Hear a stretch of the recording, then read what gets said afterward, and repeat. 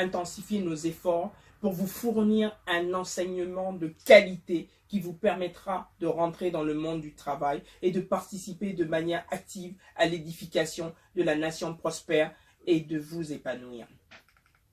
La diaspora a elle aussi un rôle important à jouer si elle met son expertise à la disposition de la nation. Il est impératif de relever le défi de l'éducation et de permettre à tous les enfants d'être scolarisés et de mettre en place les formations qualifiantes pour tous, adaptées aux besoins de notre pays, y compris pour les femmes et les jeunes non scolarisés. Aux braves femmes guinéennes, vous incarnez l'espoir et vous pouvez inventer une autre voie de développement parce que vous êtes de sensibilités différentes et naturellement plus proches des valeurs fondamentales. Vous êtes courageuses et vous êtes fortes, plus solidaires et vous êtes les garantes d'un avenir meilleur pour tous les enfants de notre pays. Nous avons encore beaucoup de chemin à parcourir pour que l'égalité des hommes et des femmes devienne une réalité dans notre pays. Nous devons nous atteler à éliminer toutes les discriminations dont vous êtes victimes, en droit et en pratique, tant en milieu rural qu'en milieu urbain. Il est temps que les femmes aient les mêmes droits à l'héritage et à la terre, ainsi que les mêmes emplois, les mêmes évolutions de carrière que les hommes.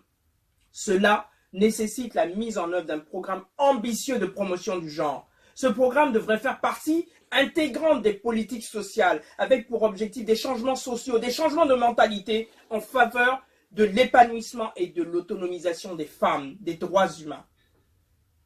Enfin, il est nécessaire de favoriser l'émergence d'activités économiques en faveur des femmes et des groupements dans les filières agricoles, agroalimentaires, artisanales, l'entrepreneuriat et les métiers émergents et favoriser l'émergence de leadership politique et entrepreneurial chez les femmes.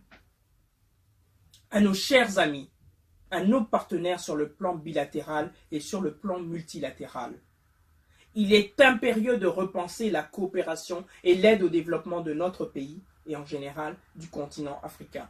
Il y va de la survie de l'Europe et de la vie de notre continent. Nous disposons des matières premières. Vous avez la technologie dont nous avons besoin. Ensemble, nous pouvons construire un monde meilleur. Notre pays dispose d'immenses réserves de minerais en tout genre, essentiels pour les différentes industries et pour les technologies en Europe et dans le reste du monde. Chers amis de la Guinée, chers partenaires au plan bilatéral et multilatéral, avec votre aide, nous pourrions redonner confiance à tous les jeunes avides de connaissances, désireux d'avoir un métier et un travail qui leur permettent de vivre décemment dans leur pays, avec leur famille.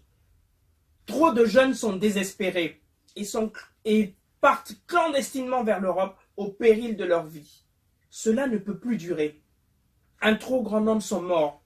Cet exode dépeuple notre pays, notre continent et nous prive de compétences.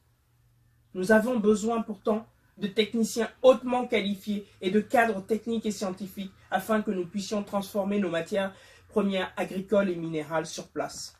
Pour assurer notre développement, nous avons besoin de valeur ajoutée, ce que la vente des matières premières brutes ne nous permet pas. Chers amis de la Guinée, chers partenaires au plan bilatéral et au plan multilatéral, nous ne vous demandons pas l'aumône.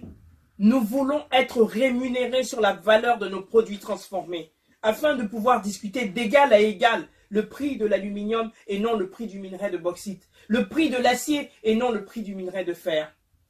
Enfin, chers amis de la Guinée, chers partenaires au plan bilatéral et au plan multilatéral, notre pays a besoin d'un nouveau souffle. Nous avons quitté la dépendance coloniale il y a 60 ans, et force est de constater que nous avons régressé pour tout ce qui concerne l'épanouissement humain, comme la santé, l'éducation, l'accès à la nourriture, parce que nous n'étions pas préparés à l'indépendance et parce que nous sommes aujourd'hui dirigés par un groupe de personnes qui privilégient leurs intérêts plutôt que ceux de la nation. Mes chers compatriotes, pour 2019, j'ai malheureusement bien peur que l'instabilité politique et sociale n'affecte davantage la croissance économique et favorise la fuite des investisseurs locaux et étrangers qui préféreront se diriger vers des États plus stables, d'autant plus que se pose la question du troisième mandat. Alors,